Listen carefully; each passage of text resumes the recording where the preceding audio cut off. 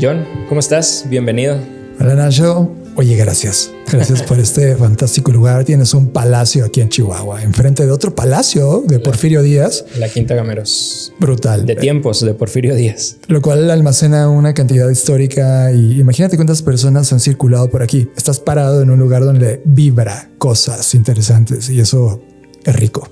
Ya te contaré más al rato. Dicen que aquí en este lugar se aparece también una niña.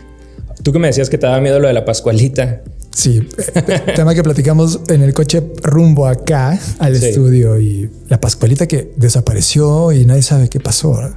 Ya tenemos bastante tiempo que no sabemos qué pasó después de que se la llevaron a alguna activación publicitaria. Se escapó, es mi hipótesis sin saber nada. Y la niña que se aparece aquí, pregúntale, entrevístala en el podcast. Algo puede pasar ahí. Sí, pronto será una de nuestras invitadas. John, siempre me gusta empezar, inicio con esta pregunta que para tratar de entender y para quienes no tienen el gusto de saber a qué te dedicas, ¿cómo le explicarías a un niño de 5 años qué es lo que haces para vivir? ¿Niño de 5 años? De 5 años. Me dedico a jugar. Ok. Y a proponer cosas en las cuales creo y agrego valor a la otra persona y me pagan por ello. Ok. Y yéndonos a ese niño de 5 años, a ese John de 5 años, hay muchos niños que quieren ser bomberos de grandes, hay muchos niños que quieren ser policías de grandes. ¿Tú qué querías ser de grande cuando estabas pequeño? Es increíble la pregunta. Creo que muchos de las personas, no quiero poner en general, muchos de nosotros crecimos rodeados de la cultura geek, de los cómics, de la cultura pop también de los 80s, 90s. En mi particular tuve un acceso interesante a contenidos de biblioteca. Mis familiares, las personas que convivían conmigo en el día a día eran personas universitarias. Entonces tuve acceso muy rápido a sus contenidos, a su música. Me salté toda la música mexicana local y estábamos escuchando Guns N' Roses o Iron Maiden cuando yo era un chico de 5 años y desde ahí mis estándares empezaron a crearse. Okay. Y ese acceso a contenidos me llevó a los cómics y creo que uno de los cómics que me marcó fue Superman. La muerte de Superman fue icónica. Y solo para poner rápido la muerte, cuando muere Superman se levanta un reino de Supermanes nuevos que en su mayoría eran gente inspirada por Superman. Y ahí me di cuenta que el mundo de los medios de comunicación era algo interesante. La apertura de la información y los medios contando la verdad, yo pensaba que era un superpoder el escribir en medios de comunicación y decir la verdad. Y ese acercar esa información a las personas me inspiró.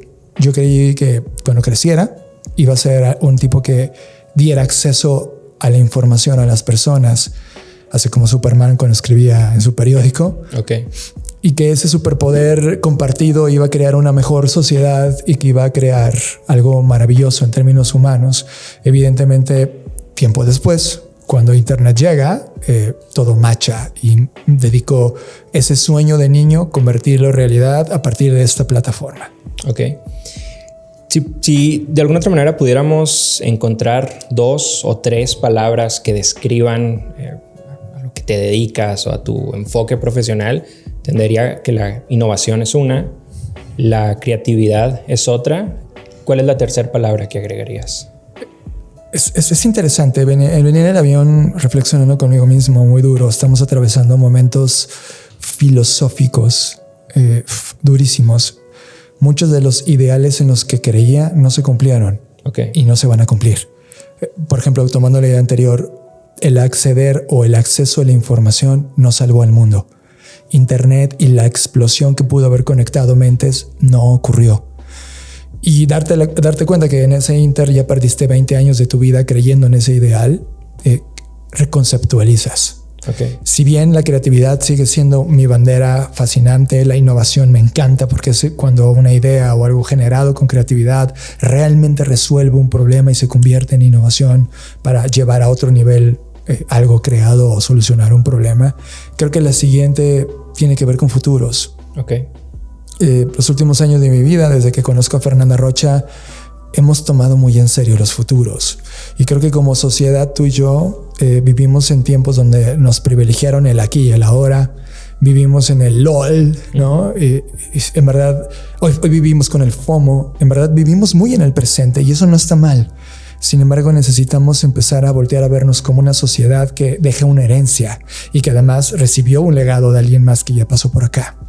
Y si no empezamos a ver estos ciclos y lo vemos solo como un ciclo que solo se repite cada vez que nace alguien nuevo sin aprender nada, estamos condenados como humanidad a repetir los mismos errores y fracasos, también los aciertos.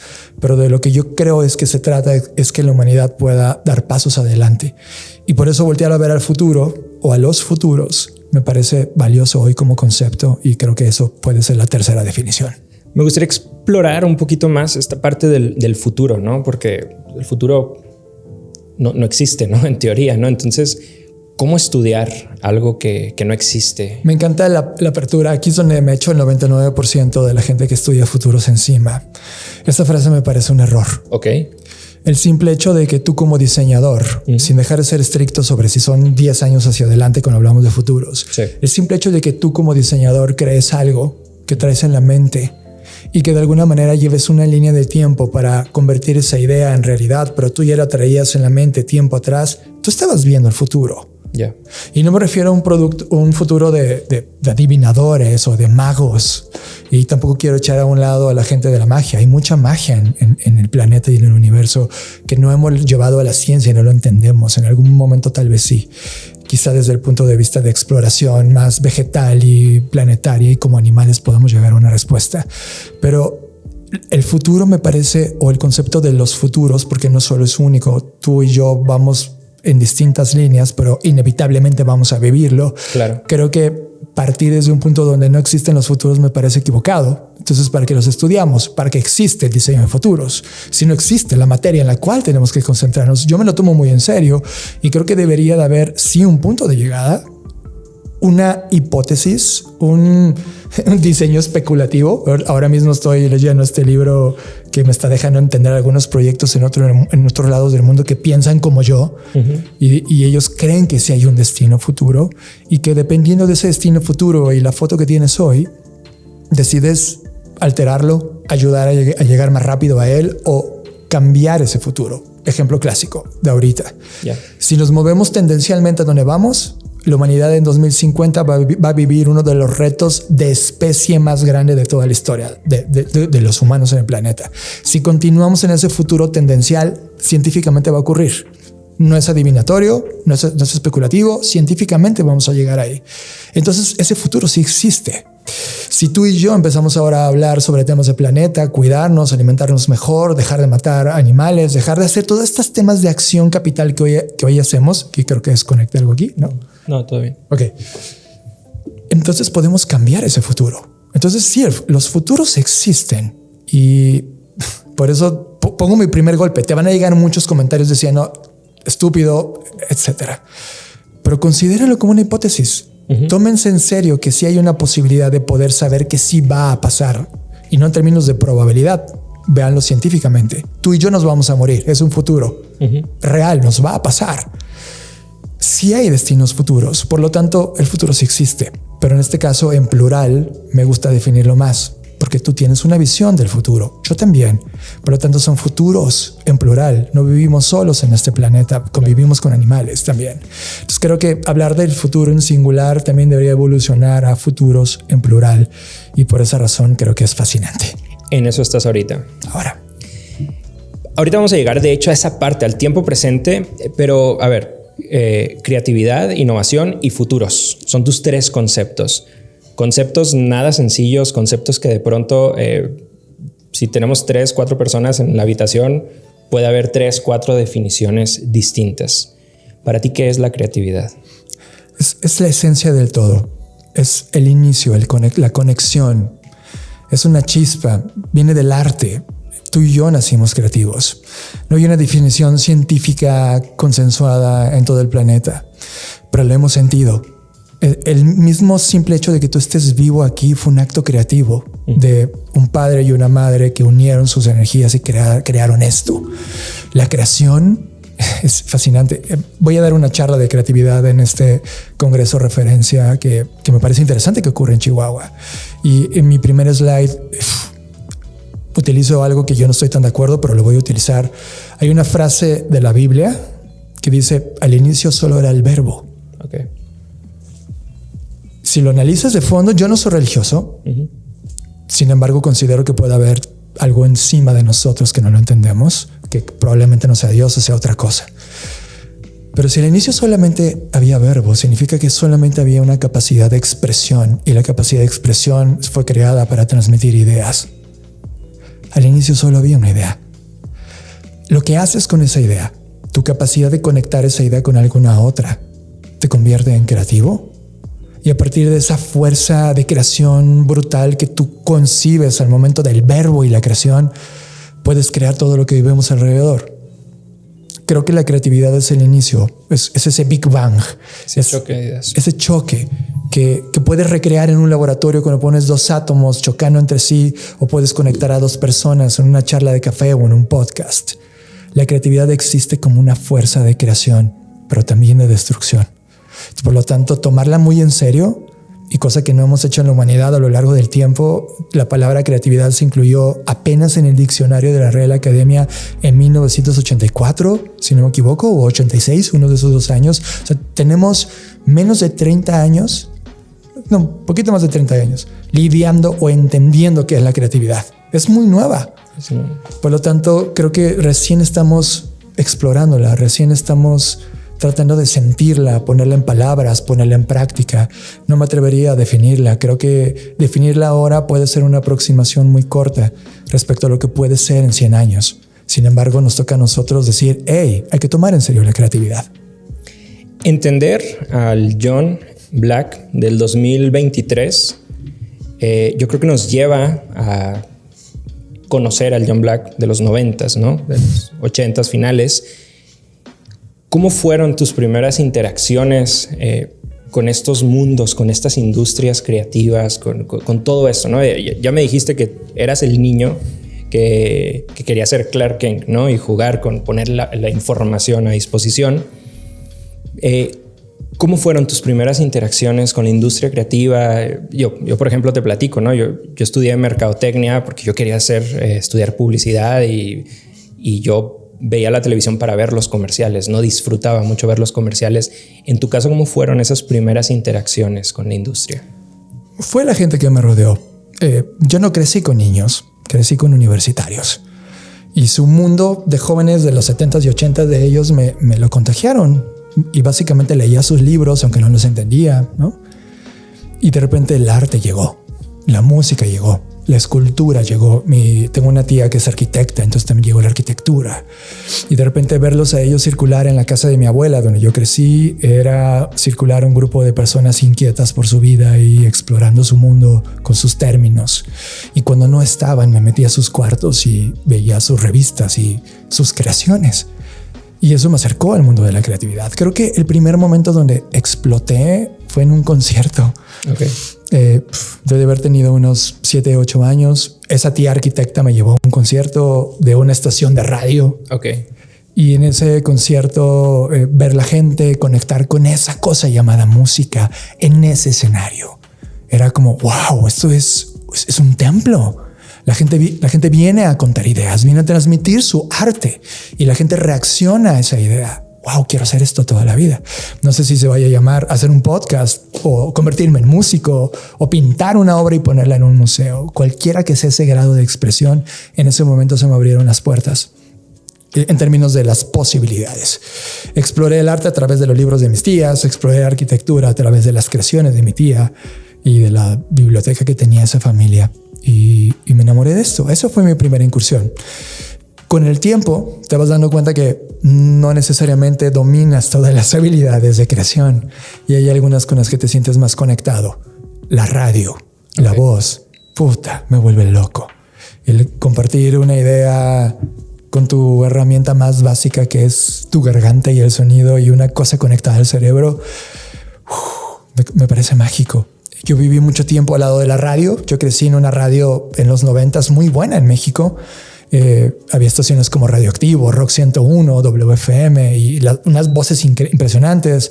Hoy cineastas brutales que nacieron de ahí como González Iñárritu estaban al aire. Entonces imagínate ese mundo juvenil de ellos en un niño de 7 u 8 años. Sí crearon un marco conceptual sobre esa incursión artística.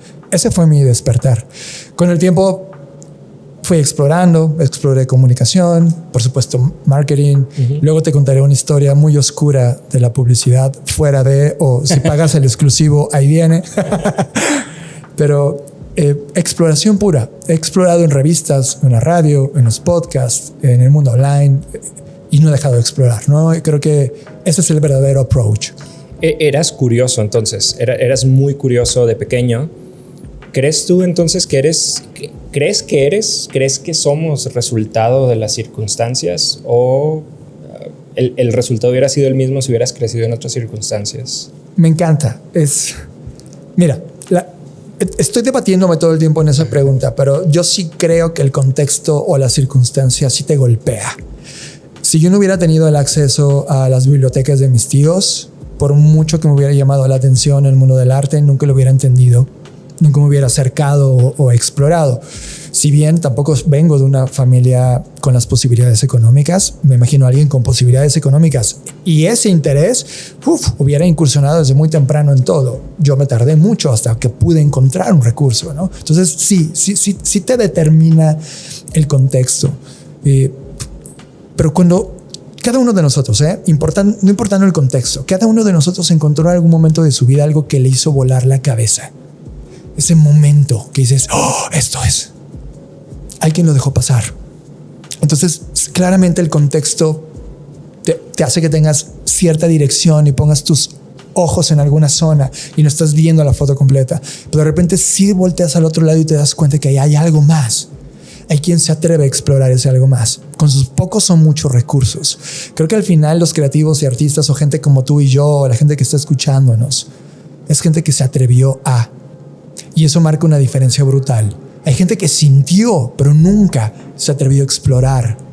Y eso es algo que sí es tu decisión. Por lo tanto, la suma de tu contexto más la decisión de ese instante es lo que marcó si te quedaste o no en ese proyecto. Ese contexto te lleva a de pronto tomar la decisión de buscar estudiar comunicación. Comentas que no necesariamente tenías las oportunidades o el recurso para entrar a estudiar comunicación ¿fue el TEC de Monterrey? TEC de Monterrey, sí. TEC de Monterrey, pero ¿cómo fue eso, no? O sea, quieres estudiar comunicación, empiezas a buscar la oportunidad, empiezas a tocar puertas, ¿entras? Sí, esto es así. Mira, está la preparatoria de la UNAM, donde claramente tiene una parte fuerte de humanidades. Y dije, esto es. La UNAM era gratuita para mí, solo tenía que pasar la selección, ¿no? Y ves tus estadísticas y dices, mira, soy un buen alumno, voy bien de promedio, primaria me concentré, somos nerds, geeks, freaks, no hay problema con estudiar. Por lo tanto, no había problema en mi camino de vida el entrar a la UNAM y luego brincar a CEU, donde estudiara comunicación. Y así fue. Estuve en la prepa, genial, brinqué a universidad, me quedé en CEU, genial.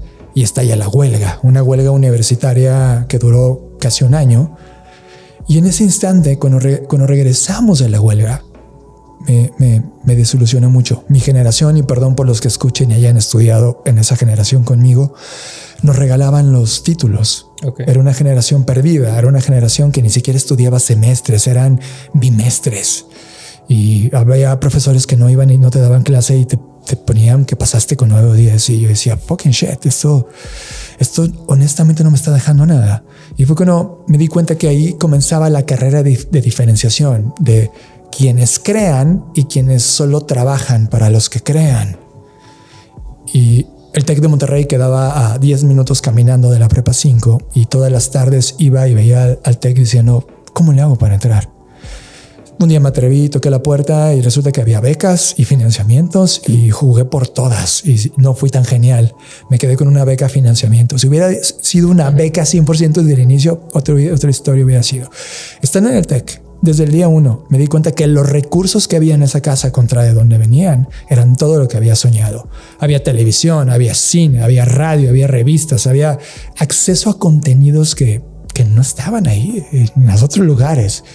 Y ahí fue donde me di cuenta que valía la pena dedicar mi vida. Yo llegaba a la escuela a las 6 de la mañana y me iba a las 8 o 9 de la noche y a veces dormía ahí en los salones editando Pro Tools para jugar con el audio o con cualquier cosa que me dejaran. Y un día simplemente no pude más porque mi familia económicamente no pudo seguir sosteniendo. Claro, o sea, ¿quién me creía? No teníamos el dinero para hacerlo. Y mi beca de financiamiento no daba más y pese a que competí para obtener becas 100% por ser el score o el récord más grande en términos de promedio escolar, nunca lo logré. Siempre quedé en segundo lugar. Y pues ese día asumí mi derrota y dejé de estudiar. Tengo trunca en la UNAM y estudié media carrera.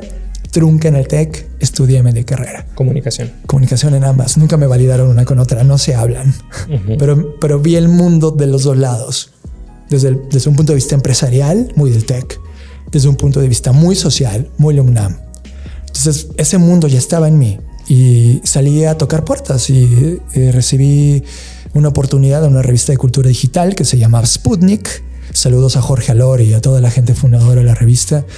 Fue fascinante porque ahora era hablar de cultura digital, de internet, de medios, de todo lo que nos encendía, de lo que estaba pasando. Había una revista en Estados Unidos que se llamaba Wired, sigue llamándose Wired. Y esta era la Wired latinoamericana. O sea, y fue sensacional. Y estando ahí me di cuenta que emprender era un camino posible.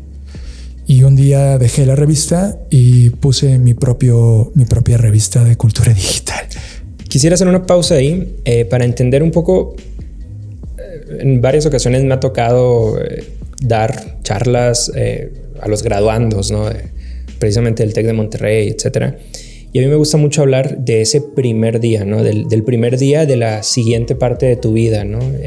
Cuando estás en la universidad tienes motivos, todos tenemos, ¿no? Pero tienes ese motivo escolar, ¿no? De levantarte, ir a la escuela, las tareas, los trabajos, etcétera. Cuando te gradúas de la escuela, pues ya es ese primer día de la siguiente parte de tu vida. No es levantarte y ya no tener tareas, ya no tener... O sea, y en ti está, justo hablabas ahorita de tomar la decisión de hacer las cosas, ¿no? Justo en ti está levantarte e ir a tocar puertas o lo que sea. En tu caso, ¿cómo fue ese primer día después de dejar la escuela? ¿Cómo es ese primer día? ¿Qué pensamientos? ¿Cuánto duró ese momento? Me tardé 3 días después de la mala noticia. Fueron 3 días tristes. Yo soy alguien que se deja sentir. Soy muy emocional. No me controlo. En muchos aspectos, inclusive me evito escenarios sociales porque no sé. Le dicen que no tengo inteligencia emocional. A mí no me gusta el término inteligencia emocional. Creo que hay algo distinto. 3 días muy duros. Al 4º día paré y dije, voy a volver a tocar la puerta. Estando en la UNAM, por ejemplo, toqué puerta al periódico Reforma, en aquel momento un periódico entrante súper interesante. No me abrieron la puerta hasta que fui estudiante del TEC. Y ahí me di cuenta que traes un sello de calidad distinto, aunque eres la misma persona. Y cuando le conté mi historia, me atreví a contarle la historia a la gente de Sputnik, escucharon mi historia. Y ahí me di cuenta que solo bastaba tocar puertas. Y creo que las personas de repente nos volteamos al espejo y tenemos esta pregunta de ¿soy suficiente? ¿Soy bueno en esto? ¿En verdad valgo la pena para que alguien me voltee a ver? Son preguntas que hemos lidiado siempre. Hoy de adulto, de 41 años, sigo preguntándomela algunas veces. Porque te comparas y porque dices, ¿por qué no voy tan rápido como aquel, no? Y cuando la respuesta es, sí soy, porque me ha tocado mi historia. Y si no soy, me voy a tocar seguir aprendiendo, pero entonces me la creo y das el paso. Ese primer paso que das, recuerdo que yo solamente tenía como 10 pesos en la bolsa, o sea, literal, vivía con mi abuelita y con esos 10 pesos pagué un café internet y hice como 80 artículos, fue brutal, y los 80 se los mandé a la revista. Y fue como dije, y ya les conté mi historia. Y fue como al otro día me volví a meter al cybercafé, había un mail de vuelta, porque yo leía la revista y le mandé mail a todos. Y fue de, vente. Y así fue un paso. Creo que tú y yo siempre estamos a un paso de... Lo más difícil creo que inclusive es solo dar el paso que dar el paso mismo, ¿sabes? Cuando das el paso ya te vas. Y creo que eso es algo que humanamente está en nosotros, tener miedo, pero cuando te atreves y te avientas, solo pasa. Creo que muchas veces subestimamos el poder de un correo electrónico, el poder de tocar una puerta, ¿no? Yo tengo una experiencia muy similar. En mi caso, cuando yo estaba estudiando la preparatoria, yo quería estudiar, yo quería ser publicista, pero aquí no existía la carrera como tal, ¿no? Tenías que ir a Guadalajara, tenías que ir a Monterrey. Y me acuerdo que viendo mucho el tema de los comerciales, etcétera, Grupo W estaba en su momento como en el apogeo. Fantástico Grupo W. Y justo me puse a buscar Grupo W, llegué al nombre de Pedro Germán López Mesa, el buen Pete, que en paz descanse, y le mandé un correo y literal así: oye, tengo esta situación, quiero ser publicista, pero pues acá en Chihuahua nomás tengo mercadotecnia, etcétera. Y muy abierto, muy amable, me respondió el correo recomendándome estudiar mercadotecnia, me argumentó, o sea, se dio el tiempo, etcétera.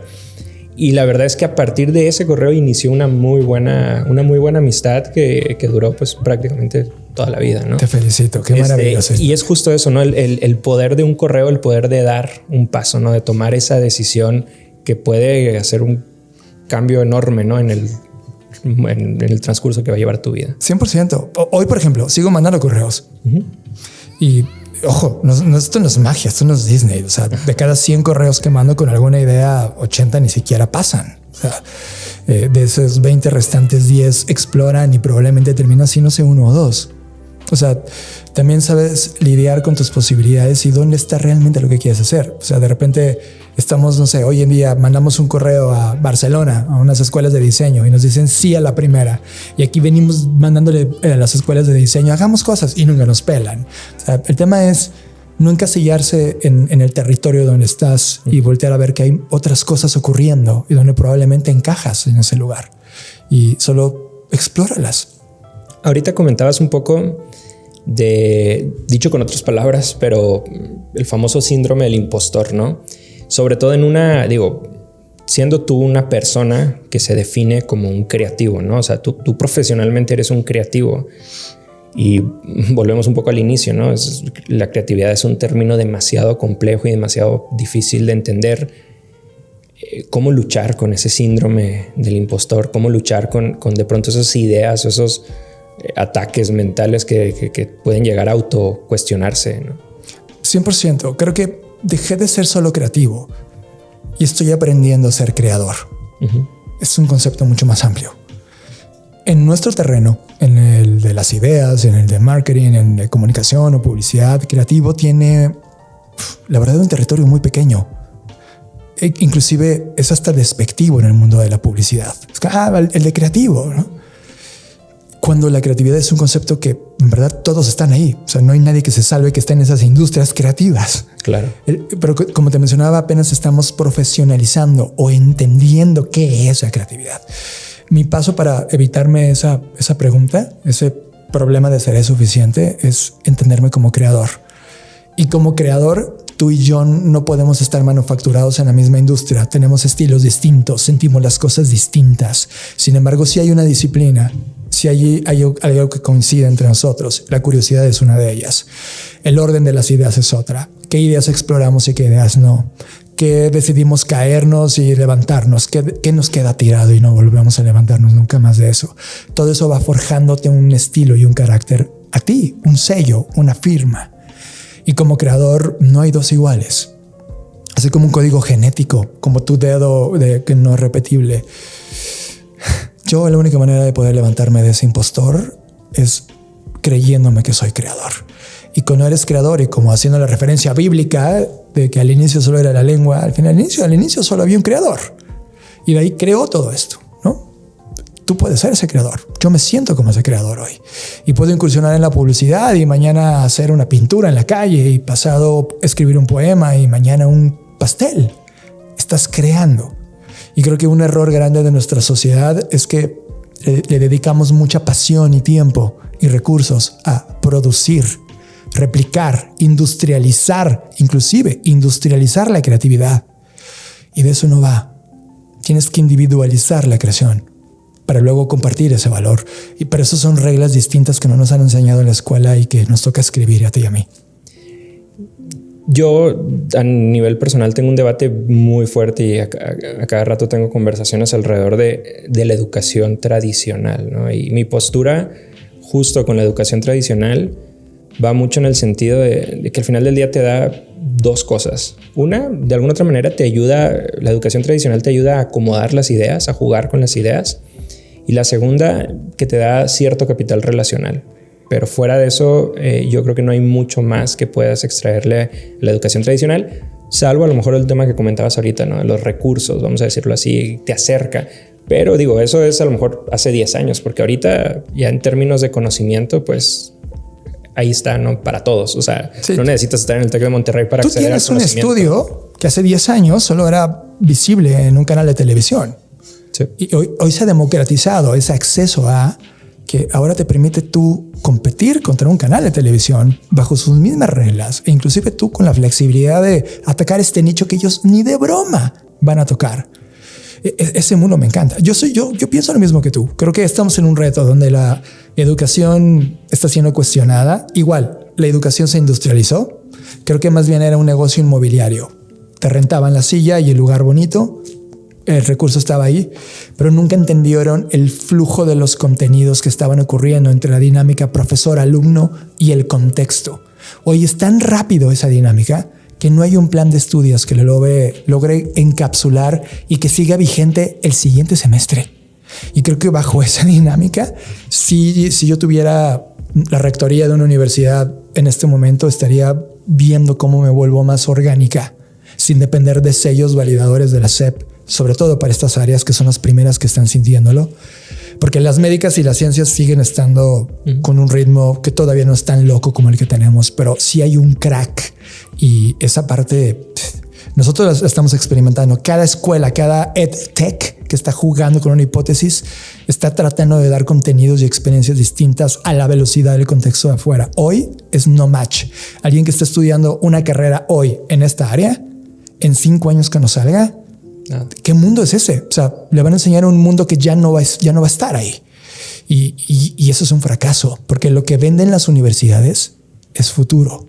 Es esa foto de futuro. Es cuando salgas, vas a ser súper fregona y te voy a educar a eso. Por lo tanto, las universidades deben estar viendo el futuro. Es desde ahorita enseñarte para seguir cumpliendo con esa promesa.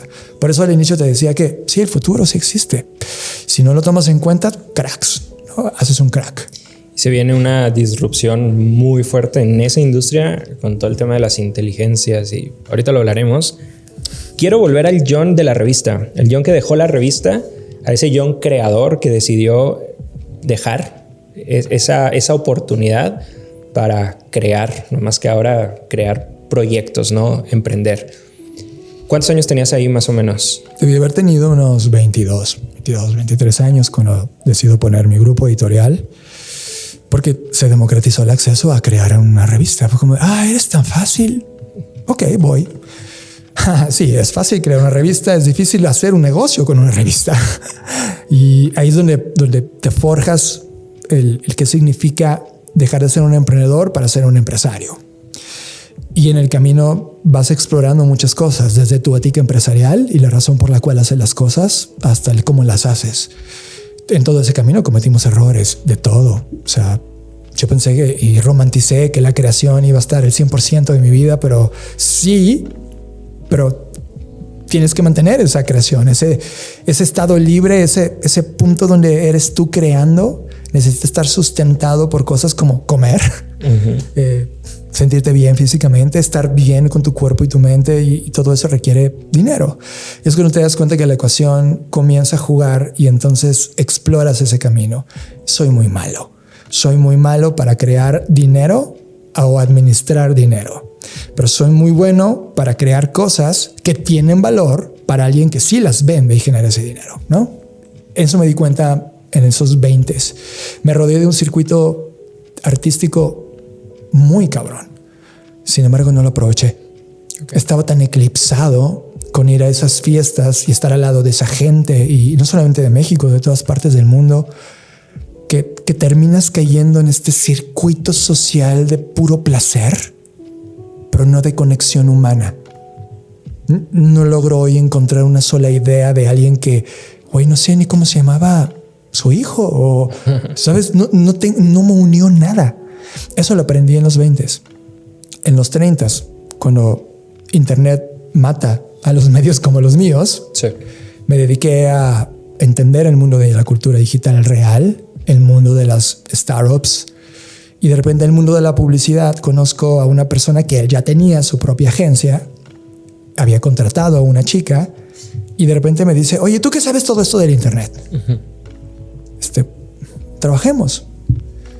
Y dejé de emprender porque además cometí 3,000 errores donde debí dinero a lo bestia por un mal manejo administrativo. Así que tuve que por primera vez pedir trabajo real.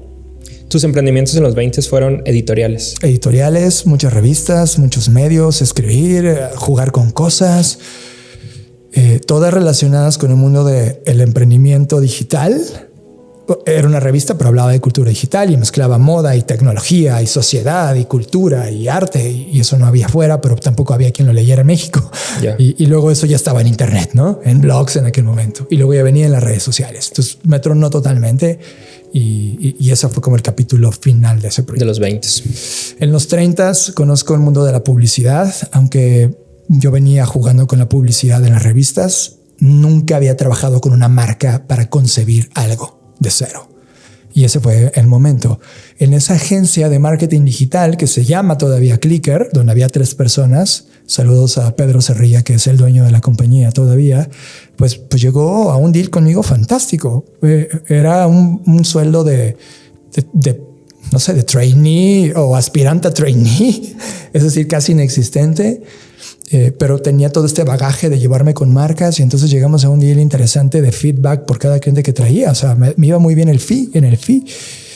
Y con esa dinámica de jugar en el mundo del marketing digital en aquel entonces, pues dediqué toda mi vida y impulso a hablar con marcas y personas para entender el medio entrante. Y fue fascinante. Me sentía como un evangelista del mundo digital, hablando con personas, viendo posibilidad, entrando de manera privilegiada a las compañías como Google y ver su tecnología antes que nadie. Y, ¿sabes? Era un mundo sexy del .com. Y fue creciendo. Esa agencia fue una locura. Fue una agencia que me permitió jugar con marcas desde Coca-Cola, Red Bull, contenidos televisivos que por primera vez hacían un merge al mundo digital, productos de consumo, en fin, servicios. En verdad fue alucinante el approach que tuve y pagué mis deudas. Fueron 8 años vibrantes, fascinantes en ese lugar que recuerdo con muchísimo cariño. ¿Tú traías las marcas? O sea, ¿tú las buscabas o cómo era ese proceso de traer las marcas? Las que yo conocía, sí. Al inicio, en los primeros años, había un 80% de mis marcas y un 20% de las que Pedro traía, pero Pedro también traía sus marcas y eran cosas geniales. Por ejemplo, yo nunca había trabajado con Red Bull, Pedro la trajo. Okay. Pero hacer match con Red Bull fue brutal, ¿no? Hicimos cosas bestiales. Básicamente era esa relación. Conforme la agencia fue creciendo, llegaron vendedores y entonces solo me convertí en el director creativo de la compañía.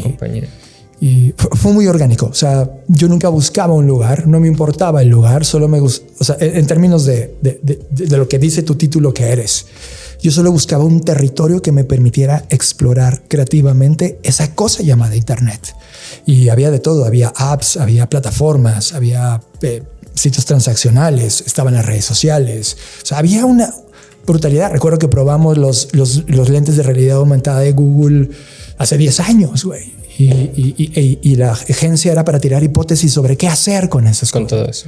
Es decir, establecer futuros, ¿no? De lo que iba a ser hoy, cuando un Apple ya dijo le entro, o cuando un Meta viene desde hace 2 años poniendo mucha fuerza económica en esto. Ese mundo era eso. Era un mundo de ideas locas, de gente nerd que sabía programar y que convertía en bits y bytes ideas que conectaban al final del día sensaciones y emociones con personas.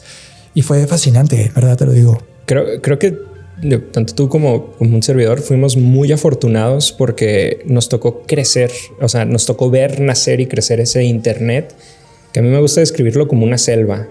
Ahorita el Internet ya está demasiado organizado, demasiado estructurado, demasiado regulado. antes tú en internet hacías maravillas, en el Mir, que hacías maravillas con el Napster. O sea, era una selva, ¿no? Y una selva que tú ibas descubriendo y luego iban naciendo más cosas. Entonces era muy bonito irlo entendiendo, irlo descubriendo y luego ir viendo cómo justo las marcas, justo la vida se iba acomodando, ¿no?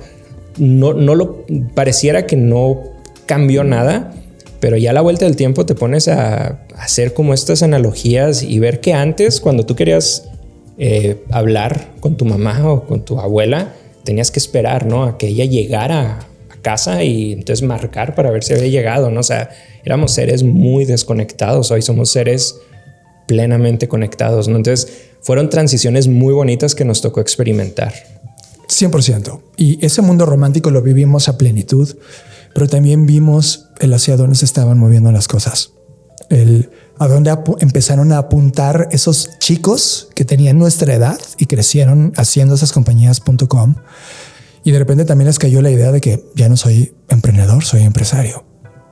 Y sustentaron Facebook, sustentaron Google, bajar fondos bestiales, te hizo un animal del mundo capital. Y cuando empezamos a ver que este placer de estar en el mundo digital se convertía en un placer diseñado, en un placer provocado y luego en un placer adictivo, comenzaron los cuestionamientos, al menos a mí, sobre, oye, ¿a dónde va esto? Es un mundo algorítmico donde nos vamos a convertir en lo que ellos quieran que sean. Luego llegaron los momentos de elecciones, vino Analítica, ¿cómo se llama el caso de Facebook? Cambridge Analytica. Y dijimos, wow, si tiene el poder de poner a alguien en el poder de un país. En ese momento todo eso venía convergiendo en mí. Y fue cuando, al haber creado una compañía que se llama DimiLab, después de estar en esta agencia y de haber gozado las mieles del mundo digital, me di cuenta que iba hacia un lugar muy oscuro, sin leyes, sin regulación y sin gobiernos que lo entendieran todavía. Hoy siguen todavía preguntando qué es Facebook o qué es Meta, ¿no? Y ahora ya traes enfrente la inteligencia artificial. Ese mundo va a una velocidad brutal y quien lo está diseñando sí tiene fines muy oscuros. Yo, por ejemplo, TikTok la veo como una plataforma bestial en términos de lo que pasa adentro, pero en términos de cómo me lo manejan hacia los intereses de una agenda en particular. Perdón, gente de TikTok, los quiero, los que llevan la compañía, pero qué oscuridad adentro. O sea, eso me hizo deshacerme de esa industria y dar un paso para atrás y decir, fuck it. Aquí el punto es recuperar de nuevo la humanidad. Ya fue demasiado tiempo poner la creatividad a disposición de marcas y de esas compañías y ahora llegó la hora de poner la creatividad en función al humano. Tenemos que recuperarlo. Hoy, a donde vayas, Nacho, ves a la gente con su teléfono. Ya nadie se mira a los ojos. Es más, esta charla tú y yo es el mayor tiempo que he visto a los ojos en meses, además de Fernanda Rocha, mi esposa y mi partner de vida y mi partner de compañía. La gente ya no se mira a los ojos. Te vas a los bares y cada vez estás viendo tu teléfono más que conversar con el otro y le enseñas los memes del momento y pareciera que la dinámica es tan predecible y algorítmica que nos está metiendo a un lugar donde nos da miedo. Estamos dejando de ser humanos, estamos siendo más máquinas. Y ese mundo es el mundo en donde Blackbot, al momento de crear esta compañía en la cual llevo los últimos 8 años de mi vida y aquí voy a morir, estoy tratando de llevar de nuevo estas ideas, estos contenidos, estos libros, este pensamiento crítico a la gente que empieza a oler que esto está mal y que necesita agarrar fuentes de dónde hay, qué cursos hay, qué libros están leyendo, dónde está la conversación de nerds que ya se dieron cuenta. Y Blackbot va para allá, jugar con la creatividad humana, potenciar la innovación humana, el entender qué futuro queremos diseñar juntos. Porque lo que están haciendo hoy es diseñar un futuro donde no me gustaría participar. Eso te lleva a fundar Blackbot, dar ese paso. Sí, señor. Lo fundas con Fernanda. Fer viene de un lugar donde también venía con marcas al interior y además trabajaba con agencia en algún momento y vio lo mismo que yo. Vio esta prostitución creativa y decidimos jugar la contraria. Me gustaría que hagamos aquí una pequeña pausa y nos platiques de Blackbot. nace de dar este paso, pero yo entendería que Blackbot es un ecosistema de productos, es un ecosistema de servicios. Ayúdame a entender este ecosistema. Es interesante porque vuelve a los orígenes de, por ejemplo, y conecto cosas de generar contenido para revistas, etcétera. Básicamente lo que hacemos es generar contenido que se coloca o en podcast o en reportes de tendencias o conferencias o talleres o clases sonoras educativas en Black School y todas las marcas que creamos para dejar que ese contenido esté abierto y democratizable para personas que están buscándolo sin necesidad de tener recursos económicos. Me di cuenta que en mi pasado, si hubiera tenido recursos económicos, hubiera llegado a lugares más rápido. Yo sé que por ahí hay un niño de 15 años o 17 que está soñando como yo y que de repente googlea y se topa con algo como lo nuestro. Tu podcast es parte de esto. ¿Cómo haces accesible estas conversaciones? Y Blackbot pone ese punto. Es cómo transmitir esto que sabemos a la gente que lo está buscando o no lo sabe. Y con eso crear un modelo de negocio. Por supuesto, es muy rentable. Porque por un lado nos buscaban en mi generación pasada para hacer campañas. Hoy nos buscan para cuestionar compañías. Ya no estamos hablando con el director de marketing. Estamos hablando con el dueño de la compañía o el CEO de la compañía diciendo, John, ¿qué significa esto de 2030 recursos de agua? Y estoy hablando con una compañía que envasa agua, ¿no? Pues que tu negocio está condicionado. Y con ese grado de curiosidad de, oye, si estamos haciendo las cosas mal, estamos explorando el cómo sí hacerlo bien. No a través del marketing o la publicidad o un mensaje de comunicación, sino a través del diseño real de compañía en términos de estrategia, diseño financiero, postura de compañía y luego de ahí permea al resto. Vimos que había más poder de sentarnos con ellos de ese lado que hacerlo del otro en el que lo veníamos haciendo. Y Blackbot comenzó esa conversación. Hoy conversamos con compañías que muestran una total apertura a explorarlo, explorar estos temas. Le hemos dicho a compañías como Coca-Cola, por ejemplo, oye, you're bad, estás mal, eres mala. Date cuenta, ¿es una campaña de marketing la que quieres correr o realmente quieres redefinir tu modelo de negocios para cuidar el agua? Porque si no vas a matar a los humanos que son tus consumidores, punto. Y hoy están en una crítica, están hablando con distintas personas de todo el mundo para juntar el talento colectivo, la inteligencia colectiva de todo lo que logran rescatar y hacer un cambio. No sé si va a ser real en 2 o 3 años o nunca lo vayan a hacer, pero ese es el tipo de despertares en donde Blackbot sí juega. Blackbot es una compañía de diseño, en donde diseño entendido no desde el punto gráfico o visual, que es exquisito y me encanta, sino diseño como este poder en donde la creatividad emerge a un punto donde lo creativo o lo artístico, solo porque es creativo y artístico ya es maravilloso, pero cuando lo colocas en un pensamiento de diseño para resolver un problema o mejorar algo, haces que la palabra diseño entre en una nueva conceptualización donde se alimenta de la creatividad, pero realmente los diseñadores son los que están haciendo que todo funcione. Y creamos Blackbot como el punto para explorar qué era diseño. Y hoy estamos ahí. Hacemos diseño de futuros, diseños de estrategia, diseño de productos, diseño de futuros personales, etcétera. La palabra diseño es el centro de la actividad profesional. Acompañado de una, creería, de un código, por así decirlo, ¿no? No sé si de ética, un código de trabajo, ¿no? Muy puntual y muy alineado a esta visión que sin duda platicas. ¿Has tenido bajo este código, bajo esta visión, le has dicho que no a alguna empresa, a algún proyecto? Sí, de cada 10 proyectos que llegan, 9 o no. Pudiera estar en un estado económico súper lindo, pero era justo del mundo donde yo me quería mover. Dimilab empezaba a decirle sí a todo y estaba siendo muy cómoda, pero Blackbot es incómodo. Blackbot es una ventana de exploración. Nunca está creado, nunca te sientes cómodo porque siempre hay algo nuevo.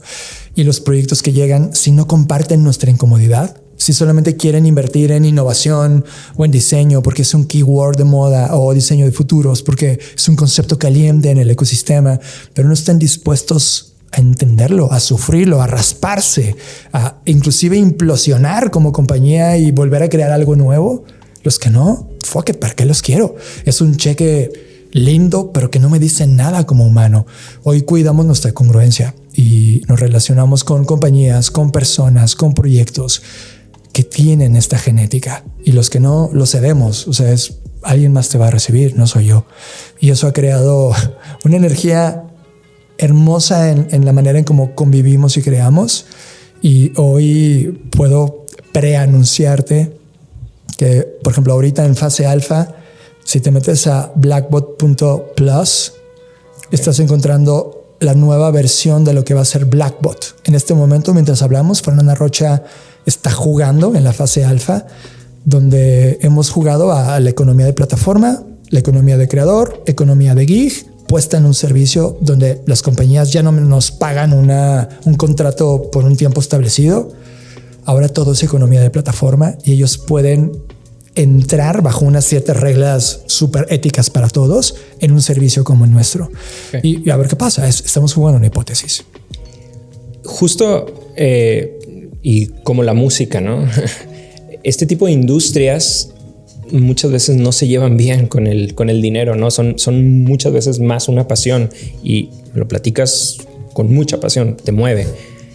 ¿Qué hiciste diferente en este último proyecto en el que te vas a morir a todo aquello que pasó en los 20s? ¿Qué le dirías a un chico que ahorita está en la universidad, o que está por salir de la universidad, o que dejó la universidad, que quiere vivir de estas industrias? Pide ayuda en las cosas que no eres bueno. Quizá por orgullo no lo pedimos, porque quieres ser el que todo la sabe, el que todo lo puede.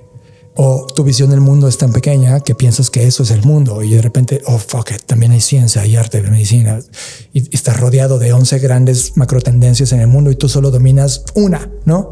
Te tienes que rodear con esa gente. Soy malo para el mundo financiero, reúnete con un tipo que sea la versión mía de ese mundo financiero. Y sí, Luis Armando Jiménez Bravo es esa persona. Y él es nuestro diseñador financiero, y con él estamos tirando todas las hipótesis para poder encontrar, explorar, tener control de eso que yo soy malo. Fernanda Rocha es una hacker, es una freaker, es una persona que entiende el mundo desde la parte numérica, pero también la parte creativa, pero le da un toque de realidad a mi fantasía creativa. Y de repente esta suma, y muchas personas más que colaboramos en Blackbot, aportan esas skills que yo no tengo y que son mejores que yo. Y que cuando sumas al equipo completo, te da esa fortaleza. Hay un tema de, yo ya no veo las compañías como un CEO arriba y luego todos para abajo. Yo lo veo como una mesa redonda donde todos comemos. Y si te atreves a sentar a alguien en esa organización, es porque la admiras. Y dices, güey, admiro tu diseño. De ti admiro tu manera financiera, de ti admiro tu manera de ver el futuro, de ti admiro... Y de repente en la mesa traes una conversación tan rica que hace que todos esos superpoderes, más el tuyo, lo compartas con la mesa. Y eso me ha permitido crear una compañía orgánica. O sea, decirle compañía es otra cosa que quiero desafiar. El modelo económico capital el día de hoy y la manera en cómo recaudan impuestos los países del mundo con el sistema que estamos parados está incorrecto. Porque me mete muchas trabas a cosas que pudieran fluir mucho más rápidas. Y por ejemplo, ideas como la descentralización o las DAOs hoy funcionan mucho mejor. Y no estoy diciendo que no quiero dejar de pagar impuestos. Quiero pagar los impuestos, pero que al pagarlos me den la flexibilidad y libertad para seguir explorando lo mío y no me tenga que meter en ciertos agujeros negros que ellos pusieron las reglas y que ya no funcionan en el mundo de hoy. Claro. Por lo tanto, también estoy pensando que como unidad, como descripción de compañía, quiero dejar de ser una no compañía. Es difícil decirlo. Ahorita seguramente un contador o un financiero está hablando y dice, fuck it, no te entiendo, estás loco. Nos toca escribir esa hipótesis. Operar una compañía siendo no una compañía. Sí, si estás escuchando esta Hacienda, te reto a que vengas por mí. El SAT. Sí, ven por mí. Pago todo, estoy al día, pero voy a ser una no compañía y aún así voy a crear valor para este país en términos de compañía. Quizá en 20 o 30 años sea obvia esta idea y ya todo el mundo lo haya logrado, si es que tenemos éxito. O si la cagamos, dejamos conocimiento para que alguien no haga lo mismo que nosotros y nosotros vamos a estar en la cárcel probablemente. Porque no porque hagamos algo mal, sino porque no estaba regulado. Pero inclusive esas cosas solamente ocurren cuando estás rodeado de gente que tiene en su área de especialización esta misma curiosidad y tú solo la cedes. Compartes la idea y abres las orejas y los ojos para encontrar ese feedback de vuelta. Volvemos a la definición de origen, ¿no? De la creatividad, el choque de ideas, el choque de talentos. John, estamos llegando ya prácticamente al final. Blackbot tiene la Black School, tienes el Black Creative Intelligence, tienes el Katana o el Creative Planner. Entiendo que el Creative Planner es la evolución del Katana, ¿no? Así es. Tienes también el podcast Creative Talks, tienes el reporte de tendencias que sacas una vez al año, y muchos de estos productos, si no es que todos, son de consumo gratuito prácticamente. Todos. Esto lo ligo con algo que pasó hace ya algunos meses. Tú lees muchas revistas y una práctica común que tú tenías era compartir las revistas que tú leías, ¿no? Me tocó que en alguna ocasión me las compartieras. En Twitter, ¿no? Sí, en Twitter las ponías a disposición, te comentábamos y luego nos las enviabas. Estaba violando la ley. Y luego después vino ahí un tema, ¿no? De que asumo que por ahí tuviste algunos comentarios, etcétera, y dejaste de hacerlo, ¿no? Pero al final del día entiendo que compartir ese conocimiento de alguna otra manera estaba alineado a toda esta visión, pues, que me estás platicando, y entendería que más que una estrategia de negocio es una misión personal, es una visión personal. Coincido, 100%. Creo que, mira, como te decía en el avión, venía llegando a esta conclusión. Mi última conclusión, o la más depurada, es que cuando eres niño o joven, sientes esta energía brutal y querer cambiar al mundo. Estudiando la historia de las personas que han sido mucho más que nosotros. Hablo, por ejemplo, un Mahatma Gandhi, un Michael Jordan, Dios, en la concepción que tú creas que es Dios, Jesucristo. No cambió el mundo. ¿Quién lo cambió? Es una dura realidad a mis 41 años. No quiero seguir cargando la roca de cambiar al mundo. No lo voy a lograr, aunque sea Dios ahorita. Soy creador. Pero tener ese reach de audiencia hoy que puedes tangibilizar, aún así no vas a poder cambiarlo mucho, ¿eh? Pero si puedes cambiarte a ti, suena trillado, pero te das cuenta. Si ya viste el futuro y ya viste qué va a pasar en tu versión en el 2035, la pregunta es cómo quieres llegar. Hay dos caminos. La parte tendencial, es decir, seguir haciendo lo mismo que hoy hacemos. Entonces es muy predecible saber a dónde te vas a mover en el contexto de humanidad, política, economía, sociedad, medio ambiente que va a ocurrir en aquel momento. O con los datos que tienes hoy de ese 2035, comienzas a explorar cosas nuevas porque quieres llegar a ese momento tú siendo distinto, en una mejor postura. Creo que de lo que se trata es disfrutar esta vida a tus términos, con lo que tú creas que es correcto, con tu filosofía. No porque alguien te diga que existe esa filosofía, sino porque la encontraste en tus exploraciones y crea una congruencia contigo que decides ser una mejor versión siempre para ti. Y cualquier recurso que te encuentras en el camino, cualquier idea que hay en el camino y la compartes y resulta que contagias o inspiras a alguien más. Y de repente en ese 2035 te das cuenta que al hacer este podcast que estás arrancando también, creaste una comunidad de personas que encontró algo en su vida gracias a eso que tú compartiste en el camino. Se llama plenitud. Ese 2035, esa versión de ese ser humano va a ser mucho más plena que la que es hoy.